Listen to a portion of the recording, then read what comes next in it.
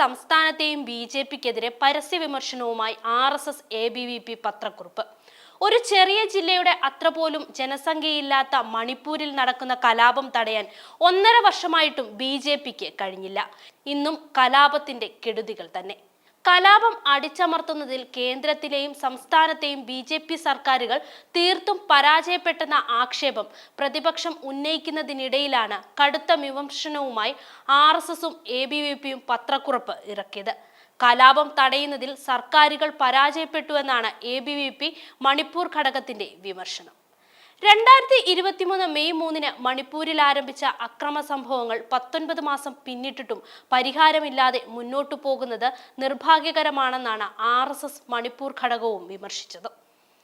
അക്രമ സംഭവങ്ങൾക്ക് ഇരയാകുന്നത് നിരപരാധികളായ ജനങ്ങളാണ്. കുട്ടികളെയും സ്ത്രീകളെയും തട്ടിക്കൊണ്ടുപോയി കൊല ചെയ്യുന്ന ക്രൂരവും മനുഷ്യത്വരഹിതവുമായ നടപടിയെ മണിപ്പൂർ ഘടകം ശക്തമായി അപലപിക്കുകയാണ്.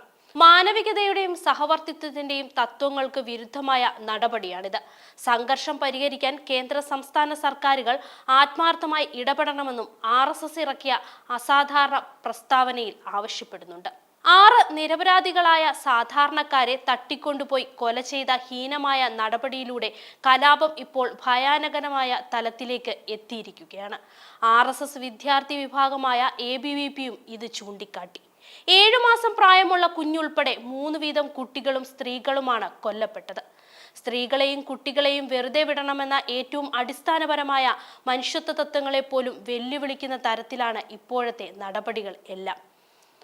6 പേരെ തട്ടിക്കൊണ്ടുപോയി കൊലപ്പെടുത്തുകയും വീടുകൾ അഗ്നിക്കിരയാക്കുകയും പോലീസിനെയും CRPCയെയും ആക്രമിക്കുകയും ചെയ്ത സായുധ സംഘടനകളുടെ നടപടിയെ ശക്തമായി അപലപിക്കുന്നുവെന്നും ABVP സംസ്ഥാന ഘടകം പ്രസ്താവനയിൽ പറയുന്നുണ്ട്. ജനാധിപത്യപരമായി തിരഞ്ഞെടുക്കപ്പെട്ട നേതാക്കളുടെ സ്വത്തുക്കൾ തകർക്കുന്നതും അസ്വസ്ഥതയുണ്ടാക്കുന്നുണ്ട്.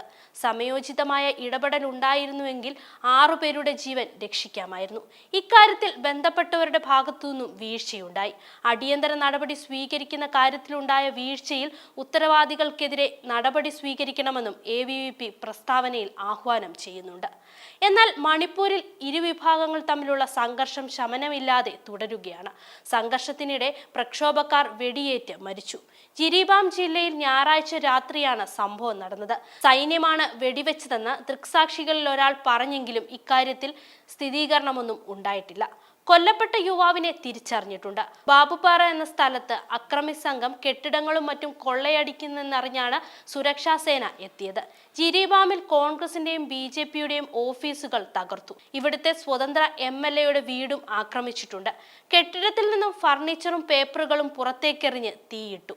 ഈ രീതിയിൽ അക്രമ സംഭവങ്ങൾ തുടർന്നിട്ടും BJP സർക്കാർ ഒരു നടപടിയും എടുക്കാത്തതാണ് RSSഉം ABVPയും ഉന്നയിക്കുന്ന പ്രധാന ആരോപണം.